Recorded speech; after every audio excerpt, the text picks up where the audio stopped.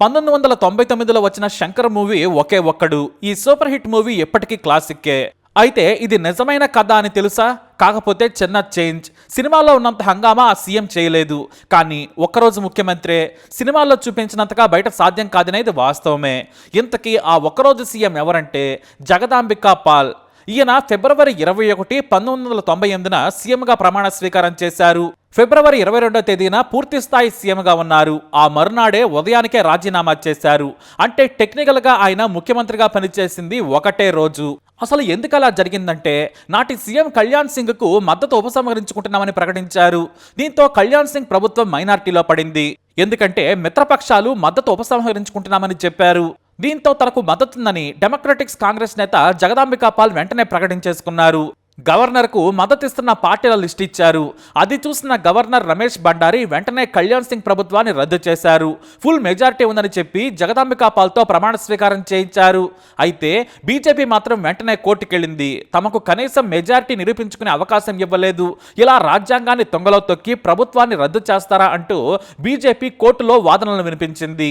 ఆ వెంటనే court Jagdambika Paul నియామకాన్ని కొట్టేసింది.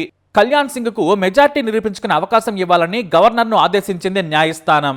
దీంతో ఒక్కరోజు సీఎంగా ఉన్న జగదాంబికా పాల్ రాజీనామా చేయక తప్పలేదు. ఆ తర్వాత బలపరీక్ష నిర్వహించగా కళ్యాణ్ సింగ్కు 225 ఓట్లు వచ్చాయి. జగదాంబికా పాల్కు 196 ఓట్లు వచ్చాయి. అలా వన్డే సీఎంగా రికార్డు క్రియేట్ చేశారు ఆయన. అయితే డైరెక్టర్ శంకర్కు స్ఫూర్తినిచ్చింది ఇదే. నాడు ఇదే లైన్ మీద సినిమా తీశాడు శంకర్. కాకపోతే వన్డే సీఎంగా ఉన్నా కూడా రాష్ట్రాన్ని ఎలా బాగు చేయొచ్చో గొప్పగా చూపించారు.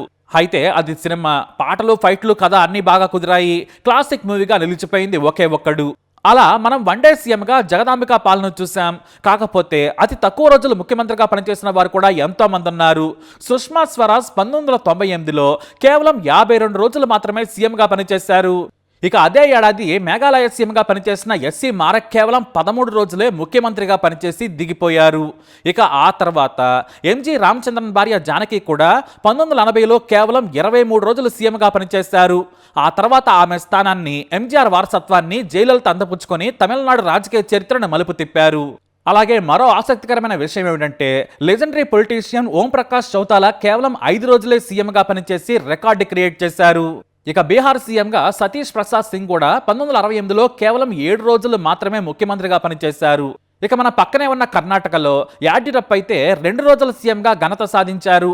ఆ తర్వాత 7 రోజుల సీఎంగా కూడా రికార్డుకెక్కారు. అయితే ఒకే వ్యక్తి ఇలా వారంలోపే ముఖ్యమంత్రిగా ప్రమాణం చేసి ఆ తర్వాత రాజీనామా చేసిన లీడర్గా కూడా యాడ్యూరప్ప పేరిట రికార్డు ఉంది. మన దేశ రాజకీయాల్లో అమ్ముడు పోవడాలు, పక్క పార్టీ ఎమ్మెల్యేలను పుచ్చంకాయల్లా కొనడాలు కామనే కదా. ఈ పార్టీ ఆ పార్టీ అనే తేడా లేదు. రాజకీయ నాయకుడు ఎవరైనా సరే అనేకం చేసి ఎదుగుతారు. మొత్తానికి భ్రష్టు పట్టిన రాజకీయాల గురించి ఎంత తక్కువగా మాట్లాడితే అంత మంచిది. ఎందుకంటే ఈ మధ్య జనం కూడా మంచి చెడు చూడటం లేదు. వర్గాలుగా విడిపోయి మీవాడే దొంగ అంటే కాదు మీవాడే దొంగ అని సోషల్ మీడియాలో కొట్టుకుంటున్నారు. వారిని చూసి ఇద్దరూ దొంగలేలే అని కామన్ మ్యాన్ సర్దుకుపోతున్నాడు. మరి అలాంటి వారిపై మీరేమంటారు? మీ అభిప్రాయాన్ని కమెంట్ ద్వారా తెలియజేయండి. ఈ వీడియో అప్డేట్స్ కోసం మా ఛానల్ ఫాలో అవ్వండి. అలాగే తప్పకుండా సబ్స్క్రైబ్ చేసుకోండి.